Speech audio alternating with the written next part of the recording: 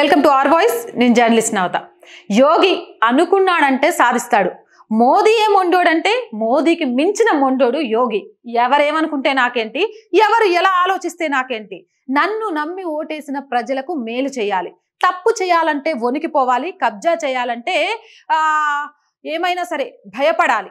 ఆడపిల్ల జోలికి రావాలంటే ప్రాణాలు పోతాయి అని తెలిసి రావాలి, బుల్డోజర్ దిగుద్ది అని అర్థం కావాలి. ఇలా యోగి తీసుకునే కఠిన నిర్ణయాలు, కఠిన బిల్లులు మనందరికీ తెలిసిందే. ఇప్పుడు బలవంతపు మత మార్పిడుల నిరోధక బిల్లు 2024కు ఉత్తరప్రదేశ్ అసెంబ్లీ ఆమోదం తెలిపింది. దీనిని లవ్ జిహాద్ వ్యతిరేక చట్టం అని కూడా పిలుస్తారు. సవరించిన బిల్లు ప్రకారం మోసపూరిత వివాహాలు, ఇతర మార్గాల ద్వారా మత మార్పిడికి పాల్పడే వారికి శిక్ష మరింత పెరుగుతుంది.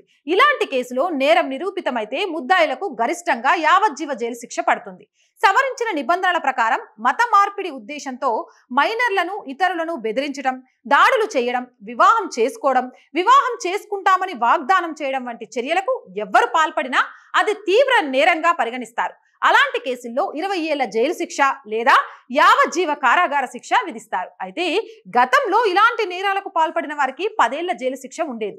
సవరించిన నిబంధనల ప్రకారం ఎవరైనా సరే కన్వర్షన్ కేసుల్లో FIR నమోదు చేయొచ్చు.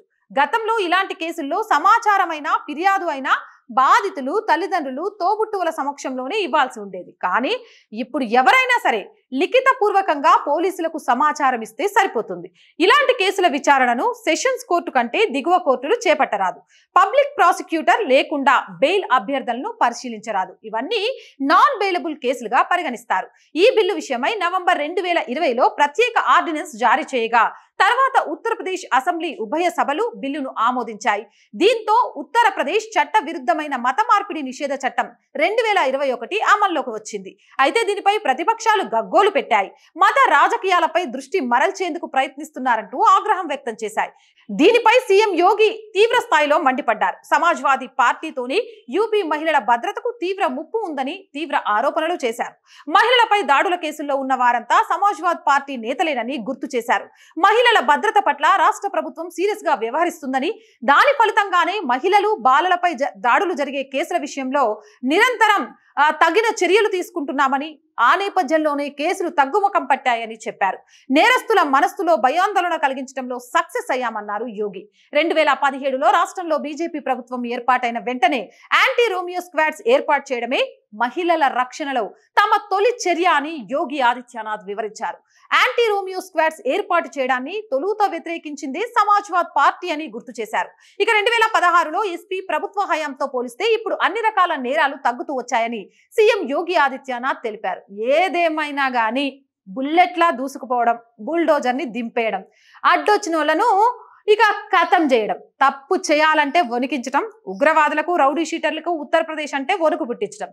యోగి ఆదిత్యనాథ్ మజాకా. ఇలాంటి సీఎం ఒక్క ఉత్తరప్రదేశ్కే కాదు, ప్రతి రాష్ట్రానికి రావాలి. అప్పుడే దేశంలో నిజమైన భారతీయులు కోరుకునే కళ నెరవేరుతుంది అంటున్నారు. మీరేమంటారు? కామెంట్ సెక్షన్లో పెట్టేయండి. మోర్ వీడియోస్ కోసం మన ఛానల్ వెంటనే సబ్స్క్రైబ్ చేయండి. నచ్చినా లైక్ చేయండి, షేర్ చేయండి, సపోర్ట్ చేయండి. జై భారత్. జాతీయవాదాన్ని, సనాతన ధర్మాన్ని దేశానికి 2 కళ్లుగా భావిస్తే మాతో కలిసి మీరు నినదించండి. మాకు తోడుగా నిలవండి. కింద కనిపిస్తున్న అకౌంట్ డీటెయిల్స్ కి, ఫోన్ పేకి, గూగుల్ పేకి ఆర్థికంగా చేయూతనందిస్తూ మాకు అండగా నిలవండి. ఆర్థికంగా మీ చేయూత మాకెంతో అవసరం.